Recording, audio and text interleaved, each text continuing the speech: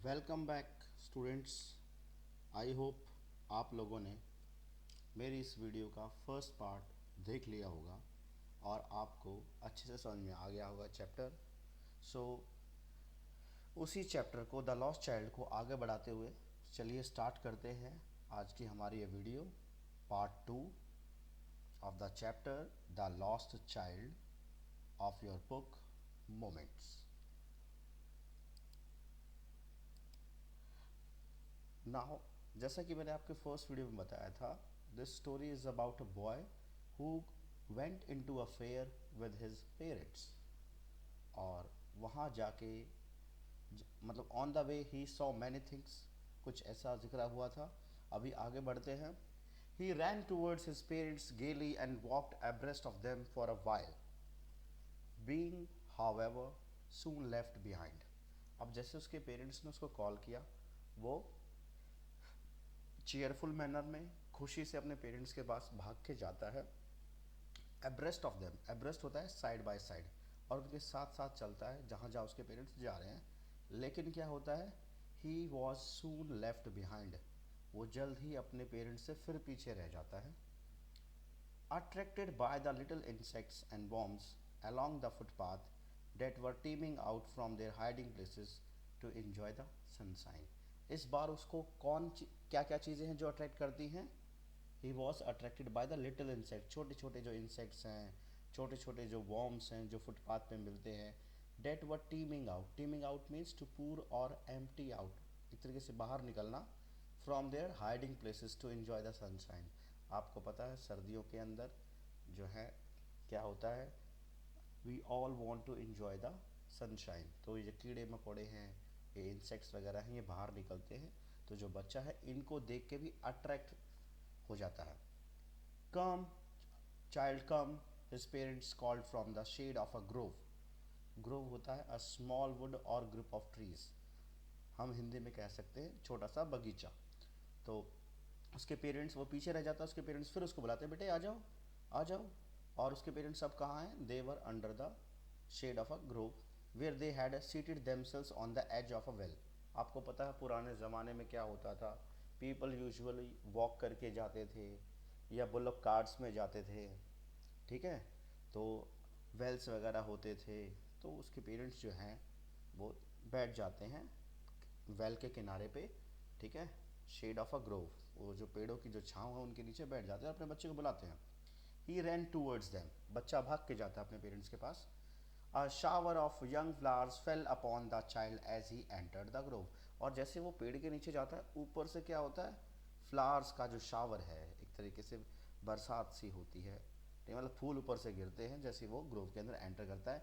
And forgetting his parents he began to gather the raining petals in his hands. और अब वो फिर भूल जाता है कि उसके पेरेंट्स हैं उसके आसपास, और वो जो फूलों की जो पत्तियाँ, जो पेटल्स, जो पंखुड़ियाँ गिरी हुई ना, उन पंखुड़ियों को वो इकट्ठा करना स्टार्ट कर देता है। पेटल्स मतलब होता है पंखुड़ी हिंदी में, ठीक है। इंग्लिश में देखो, any of the usually brightly coloured parts that together form most of the flower. एक फूल का ब्राइट जो कलर्ड पार्ट होता है उसको बोलते हैं petal. But lo, he heard the cooing of doves and ran towards his parents shouting the dove. जैसे ही वो पंखुड़ियाँ इकट्ठा कर रहा होता है, लेकिन उसी टाइम क्या होता है, उसको डव्स की जो वहाँ हंस हैं उनकी कूइंग भी, कूइंग जो कू है इसका मतलब होता है आवाज़ निकालना, जैसे कबूतर वगैरह जो आवाज़ निकालते हैं उसको इंग्लिश में कू बोलते हैं, ठीक है। तो cooing of doves and ran towards his parents shouting, है ना, वो भाग के जाता है अपने पेरेंट्स के पास और बोलता है, मम्मी पापा देखो Dove, the Dove, the raining petals dropped from his forgotten hands. मतलब अब वो डव्स को देखकर जो उसके हाथ में पेटल्स होते हैं उनको वो भूल जाता है। Come child come, they call to the child, फिर पेरेंट्स याद करते हैं, बेटा जल्दी आओ। Who had now gone running in wild capers around the banyan tree. फिर वो रास्ते में एक बैंयन ट्री को देखता है, बरगद के पेड़ को देखता है, और उसके आसपास जो है केपर्स होता है अ प्लेफुल स्किपिंग मूवमेंट, कूदता हुआ, मतलब उछल कूद करता है उस पेड़ के आसपास, ठीक है। And gathering him up they took the narrow winding path, footpath which led to the fair through the mustard fields. और अब वो अपने बच्चे को पकड़ के, उसको पकड़ते हैं और जो घूमता हुआ वाइंडिंग सा जो फुटपाथ है उससे होते हुए वो कहाँ पहुँचते हैं, मतलब मस्टर्ड फील्ड्स के बीच से होते हुए मेले में। As they neared the village the child could see many other footpaths full of throngs converging to the whirlpool of the fair. अब जैसे ही वो गांव के नज़दीक पहुंच रहे हैं उसके पेरेंट्स और जो बच्चा पहुंचता है, तो बच्चे को क्या दिखता है, द बच्चा मतलब the child could see many other footpath, उसको और भी फुटपाथ नज़र आते हैं, और जो वो फुटपाथ हैं देवर फुल ऑफ थ्रॉन्ग्स। थ्रॉन्ग्स होता है ह्यूज क्राउड, वो दिखता है अरे इतनी भीड़। Converging to the whirlpool, whirlpool आपने देखा होगा, it is a small area of water in which there is a powerful circular current of water. आपने देखा होगा जैसे पानी गोल गोल सा थोड़ा घूमता है और बीच में जाता है पानी, तो इस तरीके से वो देखता है कि भाई इतनी भीड़ मेले की तरफ, मतलब सारी भीड़ जो है दूर दूर से लोग आ रहे हैं और एक तरीके से वो कन्वर्ज हो गए, इकट्ठे हो गए कहाँ, मेले में।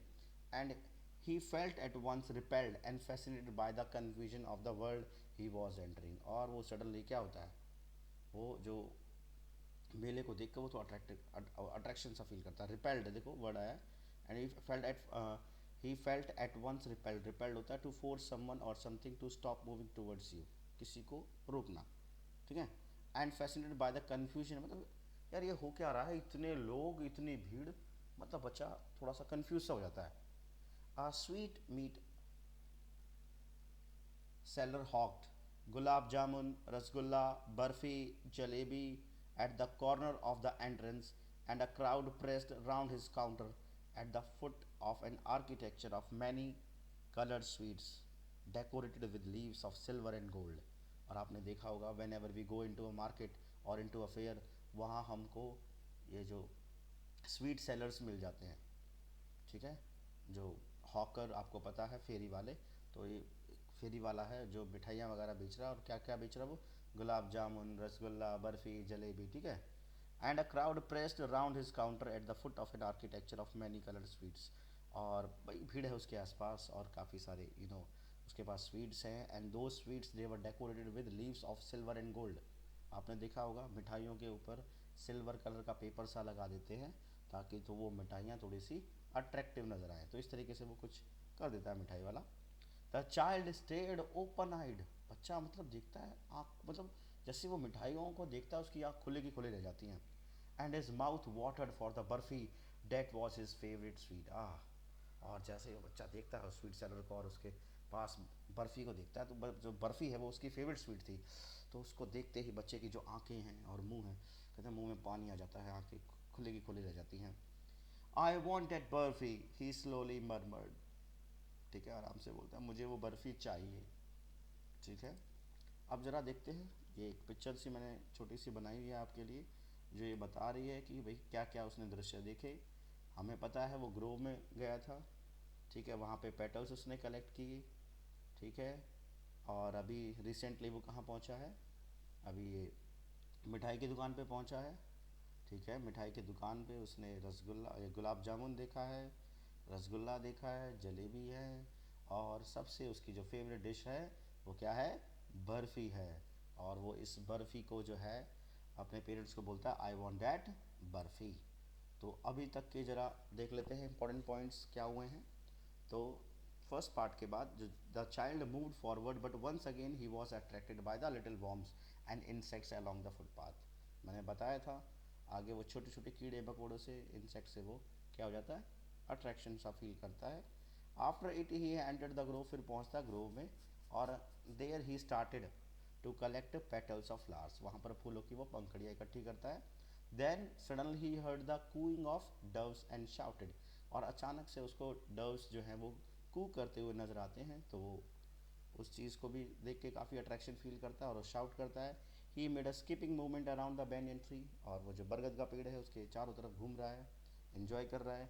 इन this way they reach to the fair through the mustard field, इस तरीके से मतलब रास्ते में बहुत सारी चीज़ों को देखते हुए उनके प्रति आकर्षित होते हुए वो बच्चा कहाँ पहुँचता है, फेयर में पहुँचता है। As they reach the fair the child wanted the various things on the stalls. अब मेले में बहुत सारे वो स्टॉल्स लगे हुए हैं और उन स्टॉल्स को देखकर बच्चा बहुत सारी चीज़ों की चाहत रखता है, उनको वो चाहता है। His mouth watered seeing sweets decorated with gold and silver leaves, ठीक है ना। जैसे वो मिठाइयों को देखता है, ठीक है ना, और वो मिठाइयाँ जिनको डेकोरेट किया हुआ है गोल्ड पेपर से या सिल्वर लीव से, तो उनको देख के वो क्या हो जाता है, उसके मुंह में पानी आ जाता है। He wanted his favourite barfi, और वो अपने पेरेंट्स से विश करता है कि पेरेंट्स मुझे वो बर्फ़ी दिला दो, but knowing that his parents would refuse on the ground that he was greedy he walked ahead. लेकिन उसको पता है कि उसके जो पेरेंट्स हैं वो रिफ्यूज़ कर देंगे, वो उसको मना कर देंगे। क्यों? मतलब बेटा आप तो लालची हो रहे हो, और इसलिए वो आगे बढ़ जाता है। चलिए आगे मूव करते हैं। आगे कहानी में क्या होता है? But he half knew as he begged that his plea would not be heeded। लेकिन उसको शायद आधा पता था कि उसकी जो उसकी जो रिक्वेस्ट है उसकी तरफ हीड नहीं दिया जाएगा। हीड होता है paid attention to, because his parents would say he was greedy. पता है उसको कि भाई शायद मेरे पेरेंट्स अटेंशन नहीं पे करेंगे, क्योंकि वो कह देंगे बेटा तू तो लालची है। So without waiting for an answer, उसने बोला था ना आई वॉन्टेड बर्फी, लेकिन वो आगे अपने पेरेंट्स की बातों का मतलब इस क्वेश्चन उसने मांग तो ली, अब वो इस चीज़ का वेट भी नहीं करता कि उसके पेरेंट्स को दिलाएंगे या नहीं दिलाएंगे। उसको लग रहा है कि उसके पेरेंट्स ध्यान नहीं देंगे। So without waiting for an answer he moved on, वो आगे बढ़ जाता है। A flower seller hogged a garland of gulmohar, a garland of gulmohar. The child seemed irresistibly drawn। अब आगे बढ़ता है तो एक फूल वाला मिलता है जो फूलों की माला बेच रहा है। गार्लैंड होती है माला, ठीक है। गुलमोहर के फूल हैं वो, उनकी माला बना के बेच रहा है वो। The child seemed irresistibly drawn, he went towards the basket where the flowers lay heaped. अब वो उन फूलों की, उस मालाओं के प्रति आकर्षित हो जाता है, फूलों के प्रति, और वो उस बास्केट, जो बास्केट में माला रखी है उनके पास पहुंचता है। And again he half murmured I want that garland. फिर थोड़ा सा मतलब धीमी सी आवाज़ में, मम्मी मुझे वो फूल माला चाहिए। But he well knew his parents would refuse to buy him those flowers because they would say that they were cheap। अब उसको ये बात अच्छे से पता है उसके पेरेंट्स फिर मना कर देंगे, और क्या बहाना बनाएंगे? कहेंगे they would say that they were cheap। बेटा ये घटिया से हैं, सस्ते से हैं, घटिया से फला फूल हैं, नहीं। So without waiting for an answer he moved on. इसलिए बिना किसी आंसर का वेट किए वो आगे फिर बढ़ जाता है। आगे देखते कहाँ पहुँचता है वो। A man stood holding a pole with yellow, red, green and purple balloons flying from it। आगे जाता है तो उसको एक इंसान मिलता है जो क्या कर रहा है? येलो कलर के, रेड कलर के, ग्रीन कलर के, पर्पल कलर के बैलून्स जो है वो सेल कर रहा है। The child was simply carried away by the rainbow glory of those of their silken colours and he was filled with an overwhelming desire to possess them all. और हम सबको पता है, हम भी जब बच्चे रहे हैं, क्या है, बैलून्स को देख के सभी आकर्षित हो जाते हैं। तो जो बच्चा है वो जो रेनबो जो ग्लोरी है, मतलब इतने अलग अलग रंग बिरंगे कलर के जो ये बैलून्स हैं उनको देख के बच्चा आकर्षित हो जाता है, और वो चाहता है, उसके मन में एक ओवरवेलमिंग डिज़ायर, ओवरवेलमिंग मतलब वेरी स्ट्रॉन्ग इमोशन, उसके मन में बहुत प्रबल इच्छा उठती है कि काश ये सारे गुब्बारे मेरे पास हों। But he well new his parents would never by him. उसको अच्छे से पता है उसके पेरेंट्स उसको ये बैलून नहीं दिलवाएंगे। Why? Because they would say he was too old to play with such toys. कहेंगे बेटे अब आप बच्चे नहीं रहे हो जो आप बैलून से खेलोगे, अब आप बड़े हो गए हो। So he walked on farther farther, और इसलिए फिर वो बेचारा और आगे बढ़ जाता है।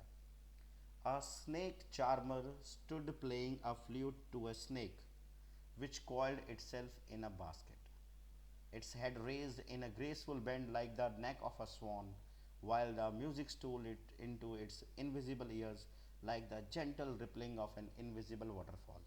और आगे बढ़ता है तो उसको क्या दिखता है? एक स्नेक चार्मर दिखता है। एक, आप जानते हो हमारे यहाँ इंडिया में जो सपेरे आ जाते हैं स्नेक्स को लेके, ठीक है, जिनको अपनी बीन पे वो नचाते हैं, तो आगे वो स्नेक चार्मर बोलते हैं उनको इंग्लिश में। तो उसको एक स्नेक चार्मर मिलता है जो अपनी फ्लूट बजा रहा है, अपनी बांसुरी टाइप बजा रहा है। स्नेक जो है वो कॉइल्ड करके, ठीक है, बास्केट में रखा हुआ है, और वो उसने अपना सिर रेज किया हुआ है जैसे कि कोई स्वान अपनी गर्दन बाहर निकाल रहा हो, और जो म्यूज़िक जो है फ्लूट का वो उसके इनविजिबल ईयर्स में जा रहा है, ठीक है। रिपलिंग, रिपलिंग होता है small wave on the surface of water, ठीक है। The child went towards the snake charmer. अब वो स्नेक चार्मर को देख के आकर्षित हो जाता है। इससे पहले उसने बैलून्स देखे थे, तब वो स्नेक चार्मर के पास पहुंचता है। But knowing his parents had forbidden him to hear such coarse music as the snake charmer played, he proceeded farther. अब बच्चा फिर जो है उसको पता है कि उसके पेरेंट्स ने उसको मना किया हुआ है, फॉरबिड किया हुआ है, अलाउ नहीं किया हुआ, किस चीज़ के लिए? To hear such coarse, coarse मतलब अनप्लेजेंट, कि बोला ये गंदा सा म्यूज़िक सुन रहा है। सो ही प्रोसीडेड फार्दर, इसलिए वो ज़्यादा देर वहाँ रुकता नहीं है स्नेक चार्मर के पास, वो और आगे बढ़ जाता है। तो चलिए थोड़ा सा एक बारी अभी तक जो अभी हमने पार्ट 2 में पढ़ा है उसका देख लेते हैं, क्या क्या मोटी मोटी चीज़ें इंपॉर्टेंट बातें अभी हमने की हैं। ठीक है, he saw beautiful garlands of gulmohar. ठीक है, उसने इस वीडियो में गुलमोहर के जो गार्लैंड्स हैं वो देखी, लेकिन वो अपने पेरेंट्स से नहीं मांगता है। Then he saw balloons but he knew very well that his parents would deny due to the fact that he was too old to play with balloons।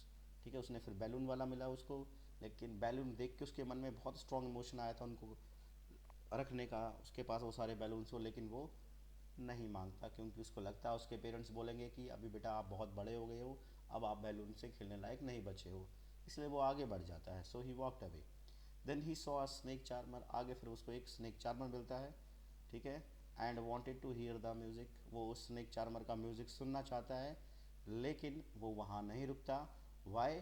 Because he knew that his parents will not allow him to hear it, उसके पेरेंट्स उसको allow नहीं करेंगे, उसके parents ने उसको मना कर रखा है इस टाइप का कोर्स म्यूज़िक, इस टाइप का अनप्लेजेंट म्यूज़िक हमें नहीं सुनना, मतलब आपको उसको सुनने के लिए मना किया हुआ है। सो स्टूडेंट्स, इस वीडियो में इतना ही। इस चैप्टर की इसके बाद एक और वीडियो आएगी पार्ट 3 जो है इसमें, उसके अंदर ये चैप्टर पूरा फिनिश हो जाएगा।